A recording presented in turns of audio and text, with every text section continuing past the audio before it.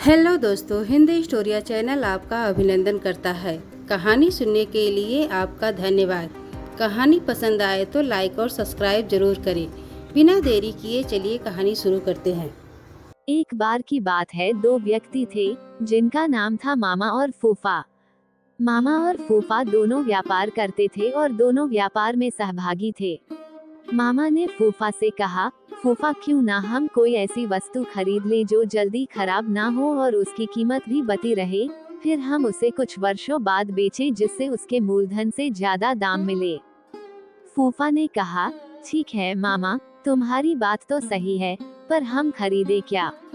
उन्होंने आपस में राय मशवरा किया और लोहा खरीदने का निर्णय लिया। दोनों ने बराबर रुपए मिलाकर लोहा खरीदा। फूफा ने मामा से कहा कि लोहा वह कहीं सुरक्षित स्थान पर रख दे। मामा ने लोहा अपने पास एक पुरानी कोठरी में रख लिया। कुछ दिन तो लोहा जस का तस रखा रहा, पर धीरे धीरे मामा के मन में लालच आ गया और मामा फूफा को बिना बताए लोहा बेचने लगा।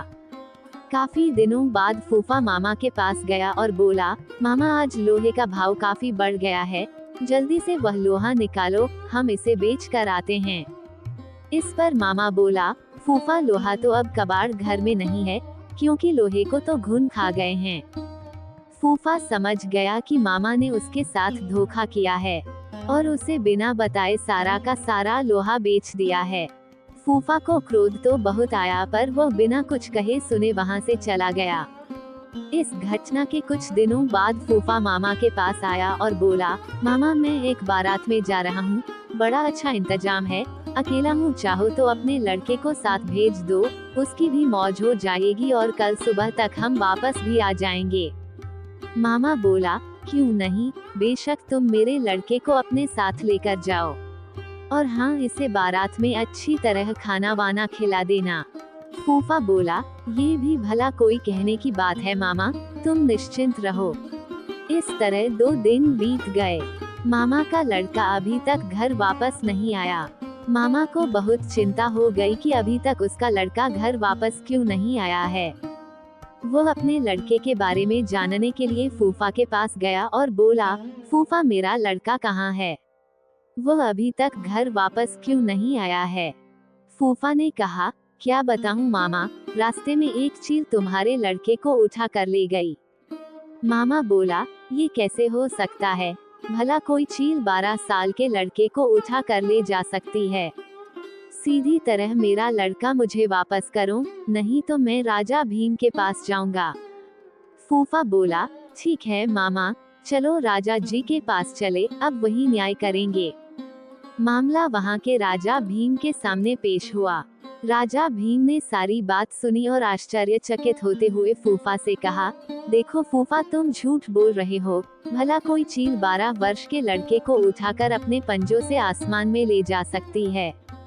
इस पर फूफा ने उत्तर दिया, कथा कहून कथावली, सुनो राजा भीम। लोहा को घुनन खाया, तो लड़का ले गया चील। इस पर राजा भीम ने मामा और फूफा की कहानी सुनने के बाद दोनों की स्थिति को समझा और एक उचित निर्णय लेने का निश्चय किया। उन्होंने मामा से कहा, तुम्हें अपने धोखे का परिणाम भुगतना होगा। तुमने अपने साथी के साथ विश्वासघात किया है और अब तुम्हें इसका खामियाजा भुगतना पड़ेगा। फूफा ने राजा भीम की बातों को ध्यान से सुना और अपनी स्थिति स्पष्ट करने के लिए कहा, हे राजा, मैंने मामा के साथ व्यापार में भाग लिया था, लेकिन उसने मेरे साथ धोखा किया। मैंने उसे विश्वास किया था और वो मेरे साथ बेईमानी कर गया। अब मैं चाहता हूँ कि मुझे मेरा हक मिले।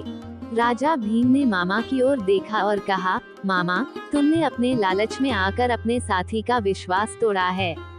तुम्हें अपने किए की सजा भुगतनी होगी। तुम फूफा को उसका लोहा वापस करो और उसे क्षतिपूर्ति भी दो। मामा ने समझ लिया कि अब उसके पास कोई विकल्प नहीं है। उसने झिझकते हुए कहा, राजा जी, मैं अपनी गलती स्वीकार करता हूँ। मैं फूफा को उसका लोहा और उचित मुआवजा दूंगा। राजा भीम ने फिर फूफा को निर्देश दिया, तुम मामा के साथ चलो और अपना लोहा वापस लो। इसके बाद तुम दोनों के बीच जो भी विवाद हो, उसे सुलझा लो। फूफा ने राजा भीम का धन्यवाद किया और मामा के साथ चल दिया। मामा ने फूफा को उसका लोहा लौटाया और इसके साथ ही क्षतिपूर्ति के रूप में कुछ पैसे भी दिए।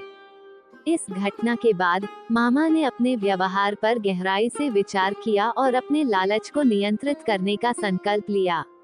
उसने फूफा से माफी मांगी और कहा, मैंने तुम्हारे साथ अन्याय किया, इसके लिए मुझे खेद है। मैं भविष्य में ऐसा कभी नहीं करूंगा।